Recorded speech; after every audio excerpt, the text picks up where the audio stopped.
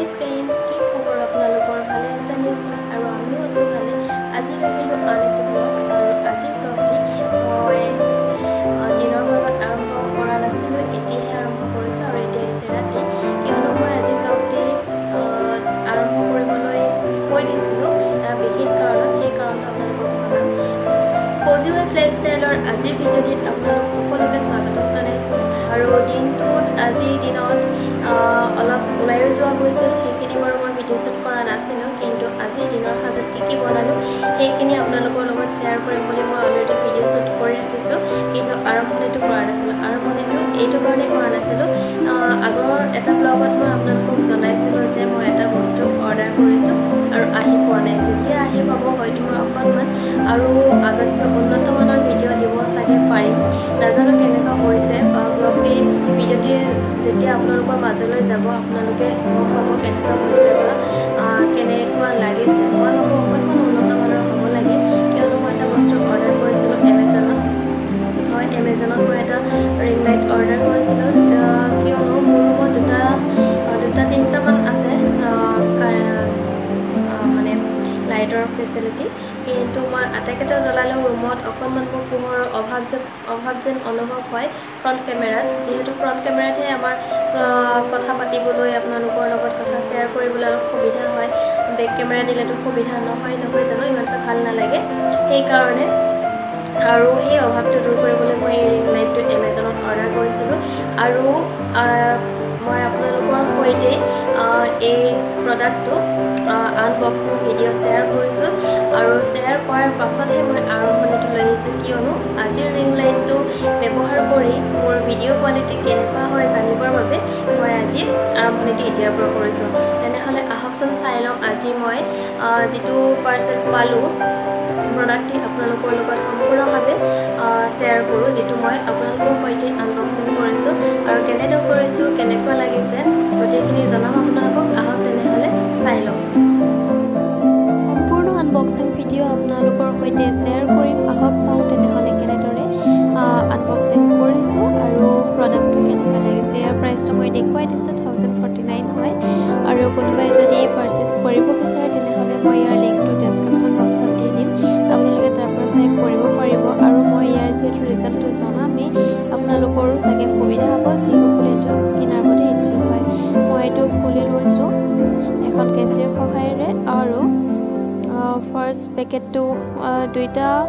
একেলগে আছে, মানে দুইটা মানে প্ৰথমটো হৈছে ৰিং লাইট, আনটো হৈছে ট্ৰাইপড, দুইটা বস্তু একেলগে আছে। কম্বো পেক আছিলে, এইটো দুইটা একেলগে আছিলে এটা হেৰিতে আৰু এইটো মই উলিয়াইছোঁ, এইটো ৰিং লাইটটোৱে হ'ব, যিহেতু পেকেটটো চেপেটা আৰু বহল, লাইটটোৱে ইয়াত থকাটো হয় বুলি মই ভাবিছোঁ। হয়, এইটো ৰিং লাইটটোৱে হয়, পিকচাৰো আছে ইয়াত। আহকচোন চাওঁ লাইটটো। এইটো ওলাইছোঁ, যিহেতু মই ভিডিঅ' শ্বুট কৰোঁতে এখন হাতেৰে মোবাইল ধৰিছোঁ, আনখন হাতেৰে মই আনবক্সিংটো কৰিছোঁ। ট্ৰাইপড আছে মোৰ আগৰো, কিন্তু মই ইমান এটা সুবিধাজনক নাপাওঁ, সেইকাৰণে মই এনেদৰে কৰিছোঁ।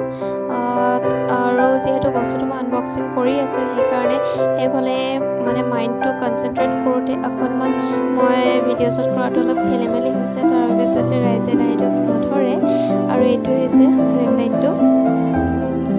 কেনেকুৱা হয় কি হয় মই ব্যৱহাৰ কৰাৰ পাছতহে জনাব পাৰিম। ইয়াত চাৰ্জাৰডালো দিয়া হৈছে, একেলগে আছে যিহেতু ফিক্স, চাই লওঁচোন বাৰু কি হয়। আৰু আটাইকেইটা চুইচ দিয়া আছে, ইয়াত যিটো পোহৰৰ বেলেঞ্চটো কম বেছি কৰিব পৰা যায়, অন অফৰ চুইচ এটাও আছে আৰু ইয়াত এইটো দি দিয়া হৈছে, যেতিয়া যদি মই ট্ৰাইপড ষ্টেণ্ডত মানে যেতিয়া মই লাইটটো ব্যৱহাৰ নকৰোঁ তেতিয়াও মই এইটোৰ সহায়েৰে মোবাইলটো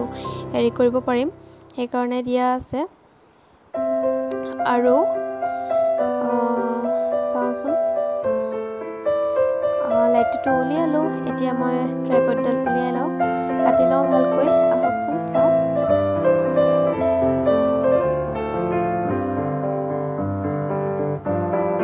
আৰু অলপ কাটিছোঁ, এইটো মই আগতে গম পাইছিলোঁ বাৰু, ব্লেক কালাৰৰ হয়, আৰু অলপ কাটিছোঁ, ভালকৈ উলিয়াই লওঁ।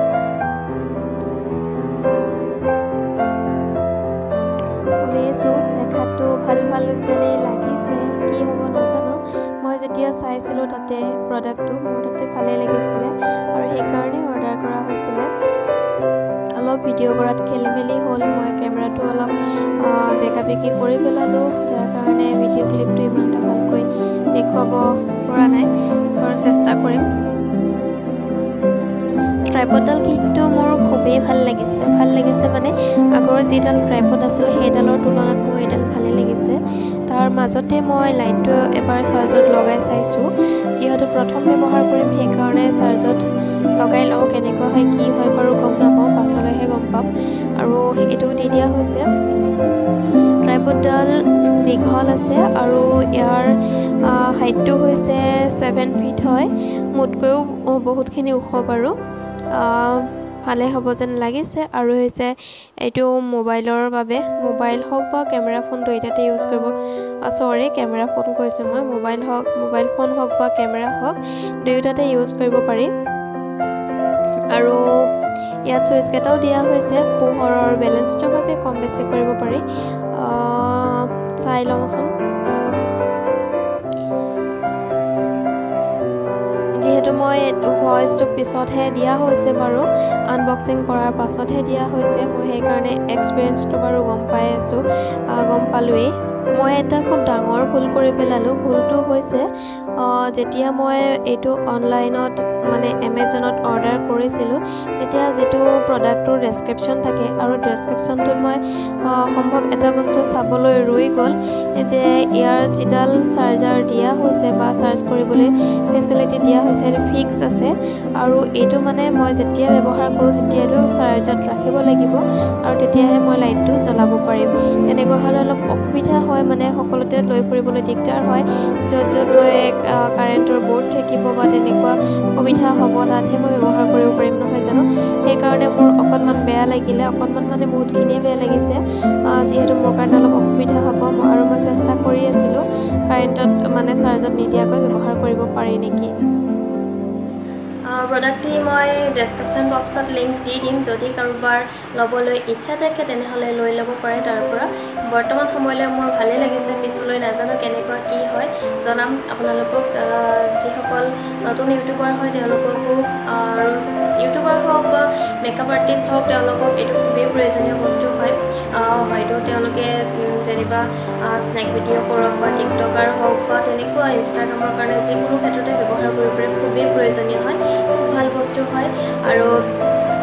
যিসকল নতুনকৈ এইবোৰ কাম আৰম্ভ কৰিছে ফটোগ্ৰাফাৰ হওক তেওঁলোককতো এই বস্তুটো খুবেই প্ৰয়োজনীয় তেওঁলোকে লৈ ল'ব পাৰিব মই ডেছক্ৰিপশ্যন বক্সত ইয়াৰ লিংকটো দি দিম তেনেহ'লে এই প্ৰডাক্টটো চাই কেনেকুৱা পালে জনাবচোন লগতে আনবক্সিং আৰু মোৰ এনেকুৱা অনুভৱ হৈছে লাইটৰ পোহৰত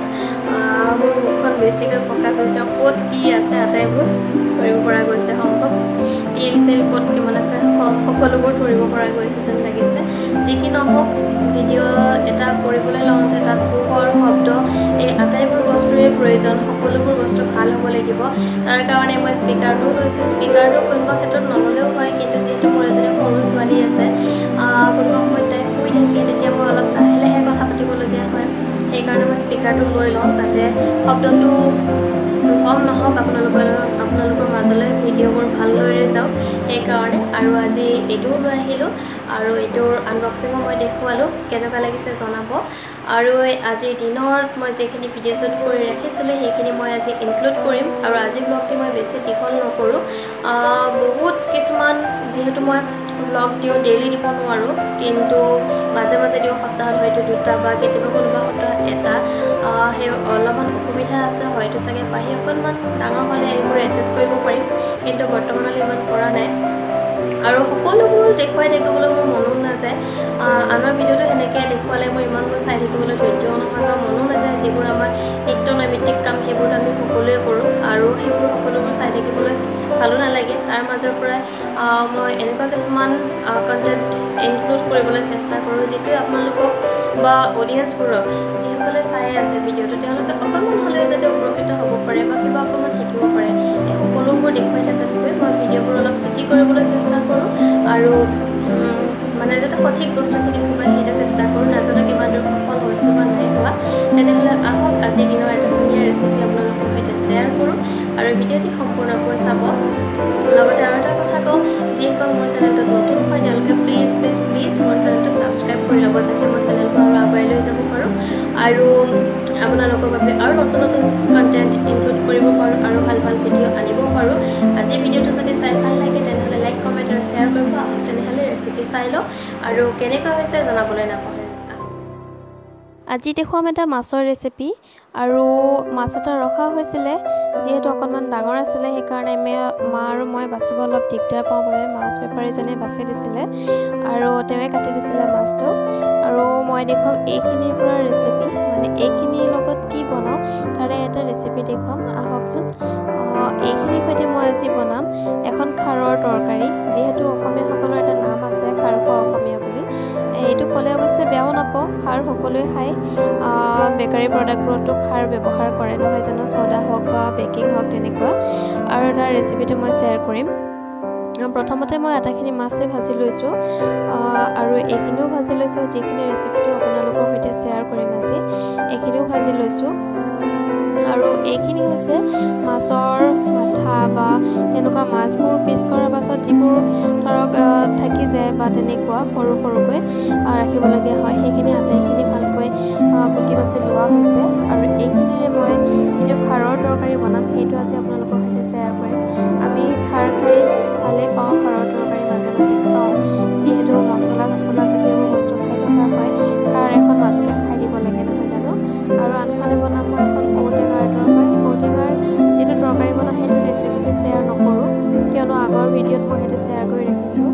আৰু এতিয়া খাৰৰ বাবে যিখিনি মাছ মই ল'ম সেইখিনিও ভাজি লৈছোঁ আৰু আটাইখিনি মাছেই ভাজি লৈছোঁ আটাইখিনি ভাজা হৈ গৈছে আৰু মাছ ভজা কেৰাহীটোতেই মই ব্যৱহাৰ কৰিছোঁ আৰু এইটোতেই মই অলপ মিঠাতেল দি লৈছোঁ কমকৈ দিছোঁ যিহেতু এখন খাৰৰ তৰকাৰী বনাম সেইকাৰণে ইয়াত দিছোঁ নহৰু আৰু নহৰুখিনি গুচাই অলপমান থেতালি লোৱা হৈছে যাতে নহৰুখিনি গোন্ধটো খুব ধুনীয়াকৈ আহে আৰু এইখিনি ৰঙচুৱা হোৱালৈকে ভাজিম এইটো বাৰু সকলোৱে জানে নহয় জানো ৰঙচুৱা হ'লেই দিব কিন্তু যিহেতু ৰেচিপি শ্বেয়াৰ কৰিছোঁ আটাইখিনিতো ক'বই লাগিব নহয় জানো আৰু ৰঙচুৱা হোৱাত মই যিখিনি পাচলি ৰাখিছিলোঁ তৰকাৰীখনৰ বাবে আটাইখিনি দি দিছোঁ আৰু এইখিনি ভালকৈ লৰাই ল'ম অলপ সময় এনেদৰে ভাজি ল'ম তাৰপিছত ইয়াত যি ব্যৱহাৰ কৰোঁ সেইখিনি দি ল'ম ইয়াত দিছোঁ প্ৰয়োজন অনুসৰি নিমখ আৰু এয়া জলকীয়া গুড়ি এইখিনি জলকীয়া গুড়িটো জানেই আপোনালোকে আমি ঘৰতে কৰি লোৱা হয় আৰু আটাইখিনি ভালদৰে পুনৰবাৰ লৰাই দিম এনেদৰে ভালকৈ লৰাই মেলি ইয়াত মই ঢাকোন লগাম আৰু তেনেদৰে ঢাকোন লগাই সিজাব লাগিব নহয় জানো আটাইখিনি লৰাই লৈছোঁ